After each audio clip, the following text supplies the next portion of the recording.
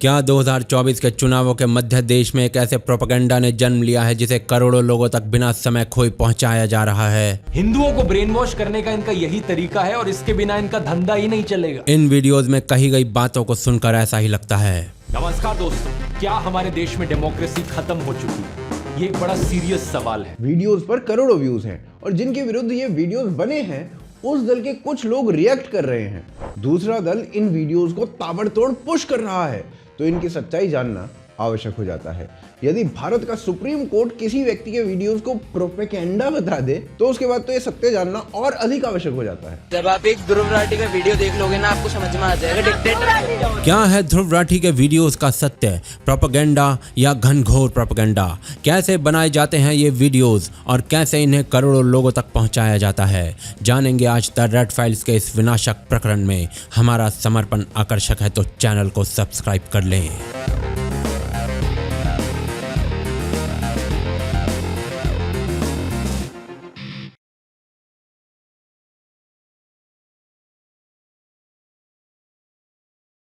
आज की red files किसी विषय पर नहीं है बल्कि एक व्यक्ति पर है, क्योंकि इस व्यक्ति को ही विषय बनाया जा चुका है।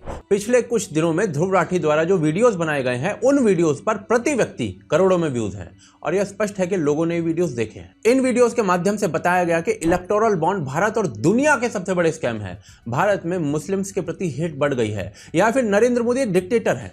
पर क्या ये वीडियोस प्रोपेगेंडा वीडियोस हैं? कुछ दिनों पहले ही अरविंद केजरीवाल ने सुप्रीम कोर्ट के समक्ष में माफी मांगी है। कारण था ध्रुव राठी का एक पॉलिटिकल वीडियो ट्वीट करना। दिल्ली हाई कोर्ट ने भी स्पष्ट कहा कि आपने जो वीडियोस शेयर किए हैं उस पर केस चलता रहेगा। सामान्य वीडियोस पर क्षमा नहीं मांगनी पड़ती है, प्रोपेगेंडा वीडियोस पर अवश्य मांगनी पड़ती है। ध्रुव राठी के वीडियो को प्रोपेगेंडा वीडियो भारत का सुप्रीम कोर्ट कह रहा है। चलिए एक एक करके इस पूरे प्रोपेगेंडा प्याज की परतें उतारते हैं। ध्रुव राठी के अनुसार लव जिहाद कुछ नहीं है और ऐसे टर्म्स का प्रयोग केवल मुस्लिम समाज के प्रति हेट वैमनस्य फैलाने के लिए किया जाता है। मोदी मीडिया ने इस एक इंसिडेंट का इस्तेमाल किया सभी मुसलमानों के खिलाफ नफरत फैलाने के लिए। सुदर्शन न्यूज ने एक प्रोग्राम चलाया जिसकी हेडलाइन थी, मेरा अब्दुल ऐसा नहीं है। अब इसी बात को जस्टिफाई किया गया हिंदू पक्ष के द्वारा किए गए कुछ ऐसे ही केसेस दिखाकर। प्रयास ये बताने का था कि भाई ऐसा तो दोनों पक्ष कर रहे हैं और यही प्रोपेगेंडा है। जब कछुआ एवरेस्ट चढ़ने की तैयारी कर लेता है तो यही होता है। देखिए, ऐसा कोई नहीं कह सकता है कि देश और दुनिया में रहने वाला हर मुस्लिम गलत है, परंतु सोचिए कि यूरोपियन यूनियन की पार्लियामेंट को क्यों कहना पड़ा कि पूरे यूरोप में मुस्लिम पक्ष द्वारा की गई यौन हिंसा के केसेस की बाढ़ आ गई है। क्योंकि दुनिया में ना कम्युनिटी क्राइम डेटा नाम की एक चीज एग्जिस्ट करती है। आइए वो देखते हैं। यूके की जनसंख्या का 4% अंश मुस्लिम समाज है, परंतु यूके के जेलों में उपस्थित लगभग 18% प्रिजनर्स जो है वो मुस्लिम हैं। केवल लंदन का उदाहरण ले तो 27% जेल में बंदी मुस्लिम हैं। लगभग 8% मुस्लिम जनसंख्या वाले फ्रांस में 2016 के सर्वेक्षणों के अनुसार 50 से 60% जेल में बंद अपराधी मुस्लिम समाज से हैं। यूएसए में केवल 1% जनसंख्या मुस्लिम है, परंतु जेल में 9% से अधिक मुस्लिम है। जर्मनी में 6% मुस्लिम समुदाय है, परंतु 20% से अधिक अपराधी मुस्लिम मत से संबंध रखते हैं। Hundreds of German women were surrounded, sexually assaulted and robbed. Netherland जहां 5% मुस्लिम जनसंख्या थी, 20% से अधिक अपराधी मुस्लिम समुदाय से हैं। बेल्जियम जहां 2% मुस्लिम जनसंख्या है, परंतु अपराध में भागीदारी 16% है। ऑस्ट्रेलिया में 2015 के सर्वेक्षण के अनुसार 3% मुस्लिम जनसंख्या 9% अपराध में भाग ले रही थी। इटली में 2014 की रिपोर्ट के अनुसार 3% से कम मुस्लिम जनसंख्या इटली के भीतर 35% अपराध कर रही थी। भारत में भी यही हाल है। पुलिस द्वारा डिटेन किए गए 30% लोग मुस्लिम समुदाय से होते हैं। असम में 61% दंड प्राप्त अपराधी मुस्लिम समुदाय से आ रहे हैं। अपने जनसंख्या अनुपात से 10 गुना अधिक क्राइम। क्या ये आंकड़े सामान्य हैं? कोई बेवकूफी कहेगा कि हर मुस्लिम गलत है, पर कोई बेवकूफ व्यक्ति ही क्राइम के इस डेटा को इग्नोर कर सकता है। उस स्थिति में जब यूके में लगभग 1.5% हिंदू जनसंख्या 0.4% क्राइम कर रही है। अब जो मैं बोलने वाला हूं ना उसको ध्यान से सुनिए। कोई 10 वर्ष का बच्चा भी आपको बता देगा कि जर्मनी में हो रही इन आक्रमणों का कारण इस्लाम है और मिसगाइडेड करने वाली इस्लामिक किताबें हैं। ये शब्द मेरे नहीं हैं, ये शब्द स्वयं ध्रुव राठी के हैं। तो पहले वो स्वयं सेम बातें बोलते थे और इसमें गलत भी क्या है? यदि डेटा दिखा रहा है कि किसी समाज के साथ कुछ गड़बड़ है तो everyone should call it out, वहीं से कोर्स करेक्शन होता है। इसके अतिरिक्त लव जिहाद केवल भारत में नहीं होता है, यूके में इसे ग्रूमिंग जिहाद कहते हैं। 2019 की इस रिपोर्ट के अनुसार इंग्लैंड में 19,000 लड़कियां केवल 2019 में ग्रूमिंग गैंग्स की चपेट में आई। जानकारों के अनुसार एक वर्ष में 18,000 विक्टिम्स का आंकड़ा भी झूठा है, सत्य आंकड़ा कहीं और बड़ा है। इंग्लैंड के 50 से अधिक शहर ग्रूमिंग गैंग्स की चपेट में आ चुके हैं। And so in the documentary in February we uncovered up to 50 different towns and cities where we believe that these grooming gangs have credible reports of them going on, but the National Crime Agency has only been to one. केवल रॉथरहम शहर के भीतर 1400 छोटी उम्र की लड़कियां grooming gangs की चपेट में आ गई थी, जिन्हें इस मामले में सजा हुई सभी पाकिस्तानी मूल के निकले। दूसरी ओर अमेरिका में भी ग्रूमिंग जिहाद को एपिडेमिक ऑलरेडी कहा जा चुका है और भारत में भी एक फुल टाइम जॉब है। देखो, हर महीने लड़की पटाने के 50,000 मिलते और शादी करने के बाद 5 लाख रुपए मिलते। इलाज करने के लिए बोला गया था, बजट से पैसे मिलते। कितने? 5 लाख रुपए। और लड़की घुमाने के लिए 50,000 रुपए। इस दुनिया में ट्रू लवर्स हैं जो कास्ट, क्रीड, रिलीजन से ऊपर जाकर रिलेशंस में आते हैं। ऐसे रिलेशंस सफल होने के उदाहरण भी हैं, पर उन उदाहरणों के कारण लव जिहाद या ग्रूमिंग जिहाद जैसी ग्लोबल व्याधि को बकवास केवल 2 ही प्रकार के लोग कह सकते हैं, एक मंदबुद्धि, दूसरे प्रोपेगेंडिस्ट। अगला point, electoral bonds. Dhruv Rathee के अनुसार यह भारत का और समूचे विश्व का आज तक का सबसे बड़ा घोटाला है। नमस्कार दोस्तों, इलेक्टोरल बॉन्ड का स्कैम ना सिर्फ देश का सबसे बड़ा स्कैम है, बल्कि ये पूरी ही दुनिया का सबसे बड़ा घोटाला है। यह विषय हास्यास्पद है क्योंकि इस दुनिया के सबसे बड़े सो कॉल्ड घोटाले को कोर्ट ने भी स्कैम नहीं माना है। हाँ, गोपनीयता की बात करते हुए अनकॉन्स्टिट्यूशनल अवश्य कहा है और यह प्रश्न बीजेपी से बनता भी है, पूछा जाना चाहिए। पर यदि इसे स्कैम भी मान लिया जाए जैसा ध्रुव जी कह रहे हैं, तो 12,145 करोड़ का यह स्कैम हुआ। केवल कॉमनवेल्थ घोटाला जो हुआ था वो 70,000 करोड़ का था। 2G और कोलगेट जैसे स्कैम 1,76,000 करोड़ और 1,86,000 करोड़ का नुकसान देकर गए थे भारत को। तेजस्वी यादव जी तक ये बता सकते हैं कि 12,000 करोड़ 1,86,000 करोड़ से कम होते हैं। इस 12,145 करोड़ में भी 1,397 करोड़ टीएमसी के पास गए, 1,334 करोड़ कांग्रेस के पास गए और 6,986 करोड़ बीजेपी के पास गए। ये कैसा स्कैम है जो हर पार्टी मिलकर कर रही थी और स्कैम का पैसा बैंक अकाउंट में मंगवा रही थी। इसीलिए कहा जाता है कि तेंदुए को स्तनपान मत कराओ, खा जाएगा। गोपनीयता का विषय और मोरालिटी का विषय स्कैम बनाकर पेश करना एक प्रोपेगेंडिस्ट का ही कार्य होता है। यह बात अवश्य है कि राइट विंग के कुछ लोग हर बात को बढ़ा चढ़ा कर रखते हैं, बिना डेटा के हेट भी फैलाते हैं, परंतु एग्जैक्टली वही काम तो ध्रुव राठी के वीडियोस कर रहे हैं, लोगों को मिसलीडिंग इंफॉर्मेशन देकर, जैसे कि भारत में तानाशाही है। परंतु मोदी के तानाशाह होने का सत्य क्या है और कैसे इस पूरे प्रोपेगेंडा की नींव रखी जाती है, वो आगे देखते हैं। तानाशाह शब्द जो यदि भूमि पर उतरे तो एक संपूर्ण राष्ट्र को मौन करा सकता है। आज इस शब्द का प्रयोग कुछ लोग बहुत सस्ते में कर रहे हैं। क्या भारत में चुनावों में छल हो रहा है? कॉन्सेप्ट है, लेकिन ज्यादातर लोगों को इस कॉन्सेप्ट पर बहुत भारी मिसअंडरस्टैंडिंग रहती है। कुछ लोगों को लगता है कि अगर देश में रेगुलरली इलेक्शंस हो रही हैं और आप वोट डालने जा सकते हो तो इसका मतलब देश एक डेमोक्रेटिक देश है। 2018 में भारत में 9 राज्यों में चुनाव थे, जिनमें से 6 राज्यों में भारतीय जनता पार्टी चुनाव हार जाती है, जिसमें राजस्थान, मध्य प्रदेश, छत्तीसगढ़ और कर्नाटक इन जैसे बड़े राज्य थे। 13 सीटों पर लोकसभा बाईपोल्स भी हुए थे। बीजेपी इनमें से 11 सीटें हार जाती है। 2019 में भारतीय जनता पार्टी 7 राज्यों में से 5 राज्य हार जाती है।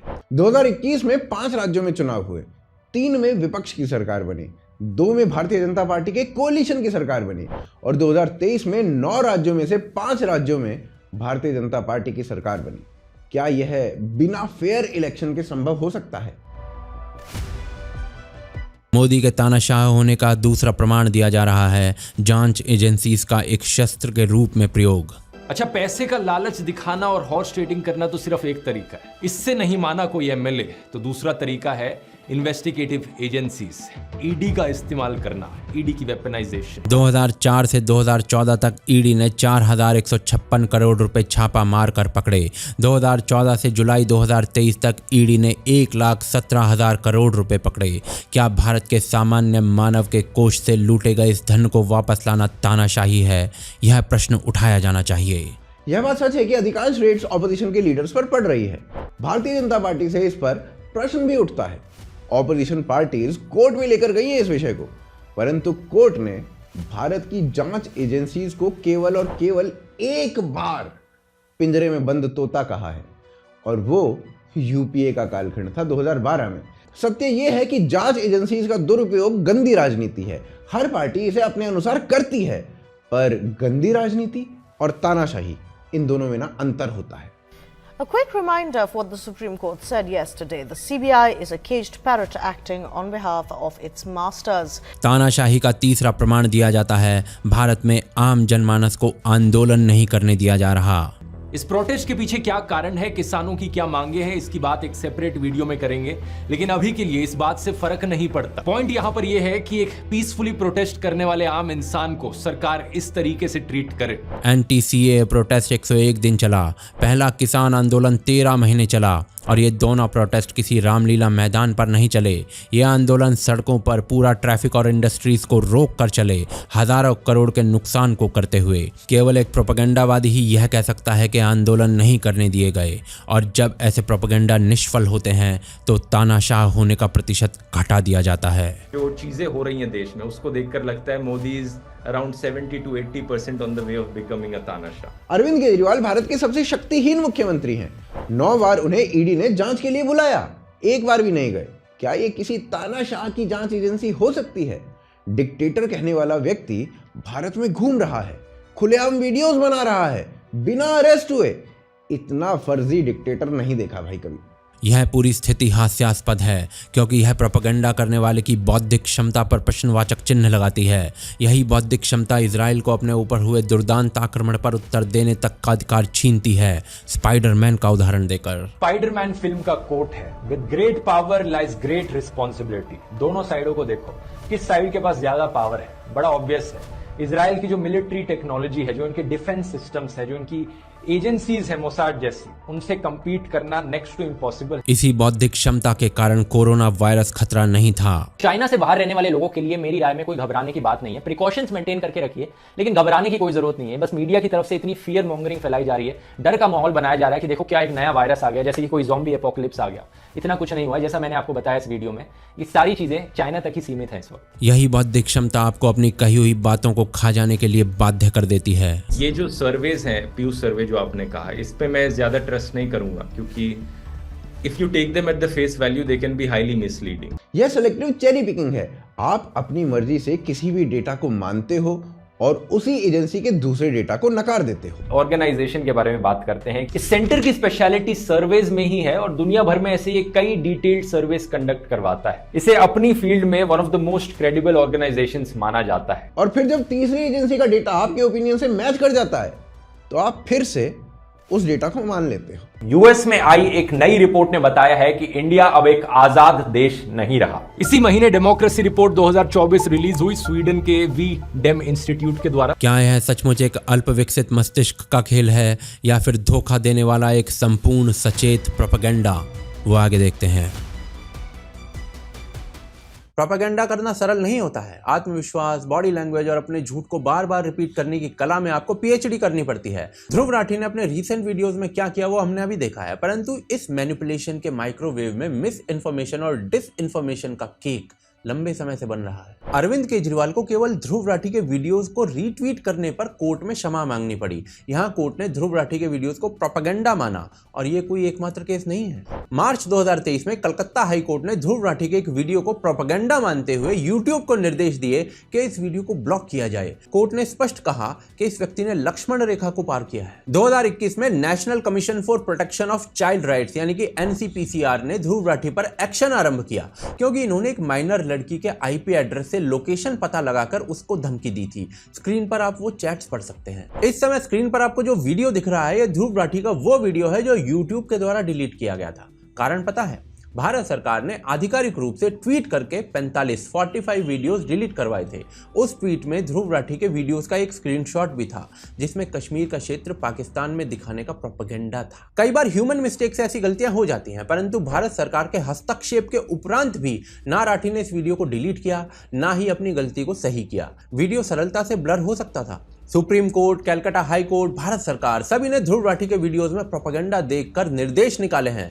चलिए अब इस प्रोपेगेंडा की परतें कितनी गहरी हैं वो देखते हैं। स्टैचू ऑफ यूनिटी गुजरात में स्थित विश्व की सबसे ऊंची मूर्ति। ध्रुव राठी के अनुसार ये वेस्ट प्रोजेक्ट था, क्योंकि लोग इसे देखने नहीं जाएंगे। स्टैचू ऑफ यूनिटी को ताज में तो है, मुझे नहीं लगता दोस्तों ताजमहल में जितने भी विजिटर्स आते हैं उसके 10% भी हर साल स्टैच्यू ऑफ यूनिटी में आ सकते हैं, यानी 1 मिलियन विजिटर्स हर साल स्टैच्यू ऑफ यूनिटी में भी आ गए तो मुझे बड़ा आश्चर्य हुआ यहाँ पर। इनके अनुसार वर्ष में 10 लाख लोग भी नहीं जाने वाले थे, परंतु केवल 2023 में स्टैच्यू ऑफ यूनिटी को देखने 50 लाख से अधिक लोग पहुंचे। केवल अक्टूबर 2023 तक 400 करोड़ का रेवेन्यू जनरेट किया, जबकि आरंभिक वर्षों में तो कोविड के कारण लोग जा भी नहीं पाए थे। 3000 करोड़ में ये प्रतिमा बनी। कितने वर्षों में अपनी कॉस्ट रिकवर कर लेगी ये बच्चा भी बता देगा इस पूरी कैलकुलेशन से। पर राठी जी ने चाइनीज कैलकुलेटर से गणना करके पता लगाया था कि 120 वर्षों में ये कॉस्ट की रिकवरी हो पाई। अब ये देखिए, आगे इन्होंने प्रॉमिस किया है कि 2022 तक ये डबल कर देंगे नंबर ऑफ हाईवेज को और एयरपोर्ट्स को भी डबल कर देंगे। अब ये मैंने अनक्लियर की कैटेगरी में इसलिए डाला है दोस्तों क्योंकि क्या हमें सही में जरूरत है और हाईवेज की? क्या भारत को अच्छी सड़कें नहीं चाहिए? भारत में इस समय 5,500 किलोमीटर के एक्सप्रेसवेज हैं। 80% 2014 के बाद बने हैं, पर चीन में 2020 तक ही 1,60,000 किलोमीटर के एक्सप्रेसवेज थे, भारत से लगभग 30 गुना अधिक। जापान जो भारत से 10 गुना छोटा देश है, वहां भी 9,000 किलोमीटर के एक्सप्रेसवेज हैं, भारत से लगभग दुगने। दक्षिण कोरिया जो भारत से लगभग 31 गुना छोटा देश है, वहां भी भारत के बराबर एक्सप्रेसवेज हैं। एक अच्छी सड़क महंगाई को कम करती है, बिजनेस की कॉस्ट को कम करती है, पूरे क्षेत्र में कंपनीज के थ्रू रोजगार देती है। रोजगार की बात आई है तो ये देखिए, स्टैच्यू ऑफ यूनिटी की वजह से 20,000 लोगों को इस आसपास के इलाके के रोजगार मिला है। पर ये लोग भारत में बनते हुए इंफ्रास्ट्रक्चर पर, सड़कों पर प्रश्न उठा रहे हैं, पेड़ काटने का तर्क देते हुए। तो तुम्हारा घर जहां बना है वहां भी कभी पेड़ रहा होगा भाई, थोड़ी लज्जा है तो अपना घर छोड़कर पेड़ पर रहिए। किसान आंदोलन तो आपको याद ही होगा, जस्टिन ट्रूडो ने भारत के आंतरिक मामले में हस्तक्षेप किया था तो ध्रुव राठी ने उसे अप्रिशिएट किया, विच इज ओके। परंतु जैसे ही इस चीज को क्वेश्चन किया गया किसी के द्वारा तो ध्रुव राठी का उत्तर था कि यदि बाहरी इंटरफेरेंस से मदद मिले तो कश्मीर में भी तेज इंटरनेट चलेगा। कैसे लोग हैं ये जो कश्मीर जैसे मामलों में बाहरी इंटरफेरेंस चाहते हैं? आज कश्मीर में एक भी पत्थर नहीं चल रहा है, टूरिज्म बढ़ रहा है, क्या इन्हें वो आतंकवाद वाला कश्मीर ही पसंद था? पर चलिए ये देखिए, असलियत में 2014 में देश पर जो कर्जा था वो करीब 50 लाख करोड़ तक का था और अब 2024 में ये बढ़कर 205 लाख करोड़ हो गया। सामान्य अर्थशास्त्र से अनभिज्ञ व्यक्ति के समक्ष ये शब्द जब बोले जाते हैं तो उसके हृदय पर भुजंगल उठने लगते हैं। भारत की जीडीपी 2014 में 2 लाख करोड़ रुपए की थी, आज भारत की जीडीपी लगभग 4 लाख करोड़ रुपए फान चुकी है। ये राठी जी ने आपसे छुपा लिया। 11वीं में पढ़ रहा कॉमर्स का छात्र आपको बता देगा कि डेट अकेला काउंट नहीं होता है, डेट और जीडीपी का रेशियो काउंट होता है। अब ये सुनिए, बहुत बड़ा एक डर है कि कोalition गवर्नमेंट आने से देश का विकास रुक जाएगा। ये एक बहुत ही बड़ा मिसकंसेप्शन है कि देश का विकास रुक जाएगा, क्योंकि अगर आप हिस्ट्री चेक करोगे कोalition गवर्नमेंट्स की और जो मेजॉरिटी गवर्नमेंट्स हैं उनकी, तो आपको दिखेगा जो सबसे ज्यादा हमें डेवलपमेंट देखने को मिली है देश में, जो सबसे प्रोग्रेसिव कानून देश में आए हैं वो कोalition गवर्नमेंट के ईयर्स में ही है। भारत ने 1989 से 2004 तक 15 वर्षों में 3 के स्थान पर 6 इलेक्शन देखे, केवल कोलिजन गवर्नमेंट्स के कारण। पॉलिसी पैरालिसिस, अनदेखा, अनसुना, युगों में एक बार होने वाला भ्रष्टाचार, कश्मीर, धारा 370, अयोध्या, नक्सलवाद, आतंकवाद जैसे मुद्दे भारत को बर्बाद कर रहे थे। आज नक्सलवाद समाप्ति की ओर है, अयोध्या और कश्मीर सेटल्ड हैं। कोलिजन सरकारों में ऐसे मुद्दों पर केवल रक्त रिसाव संभव है। केरल कोरोना वायरस को डील करने वाला सबसे अच्छा राज्य था, ये इनका एक वीडियो है और इस पर इन्होंने एक पुस्तक भी लिखी है। परंतु डेटा स्पष्ट बताता है केरल सबसे बर्बाद राज्य था कोविड के समय। एक समय ऐसा था जब देश के 44% केस केवल केरल से आ रहे थे। इसी कारण लोग पैसे लेकर वीडियो बनाने का आरोप लगाते हैं। अब ये देखिए, यहाँ पर कहा जा रहा है कि राम मंदिर पर सरकार ने 300 करोड़ रुपए खर्च किए हैं।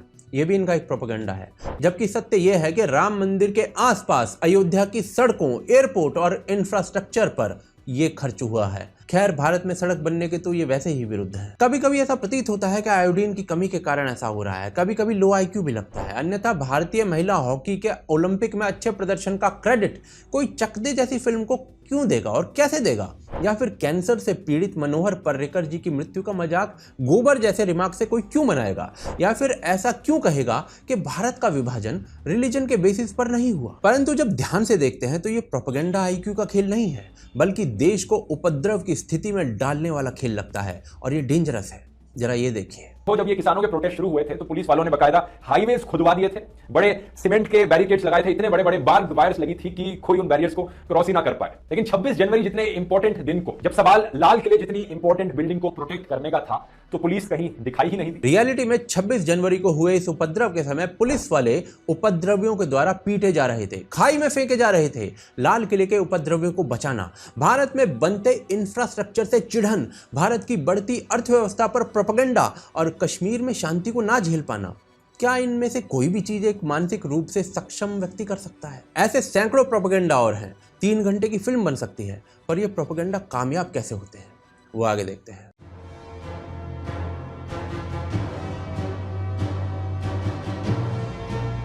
किसी भी प्रोपेगेंडा का कामयाब होना सरल नहीं होता।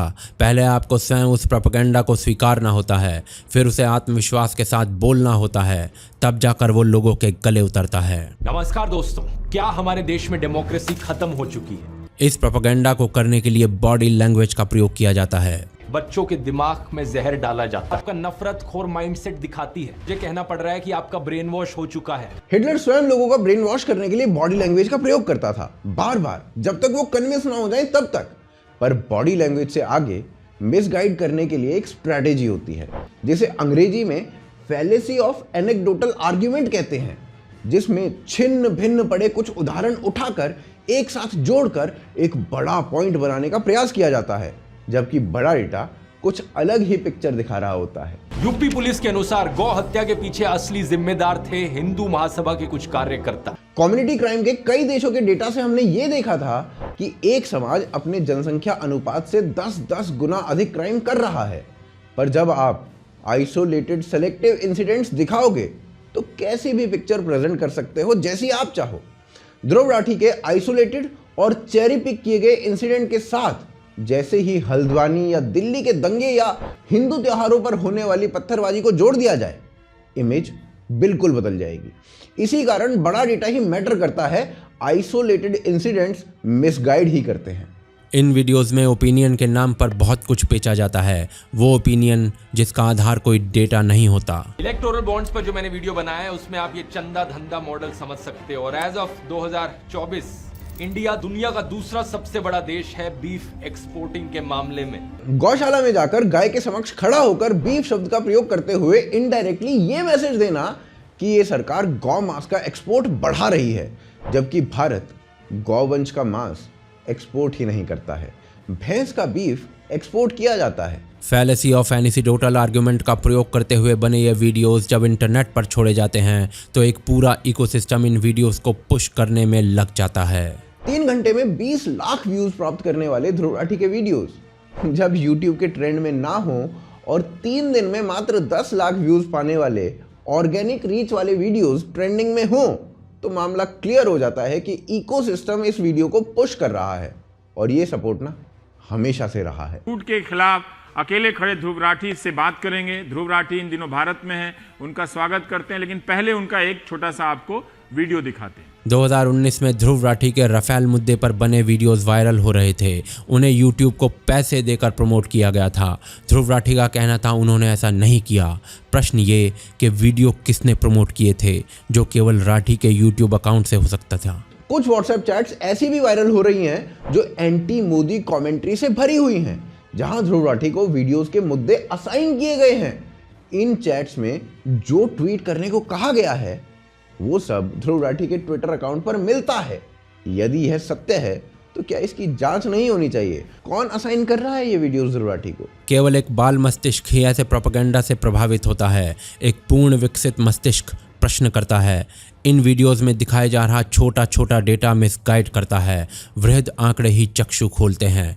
प्रश्न ये आता है कि ये प्रोपेगेंडा किया क्यों जाता है, वो आगे देखते हैं।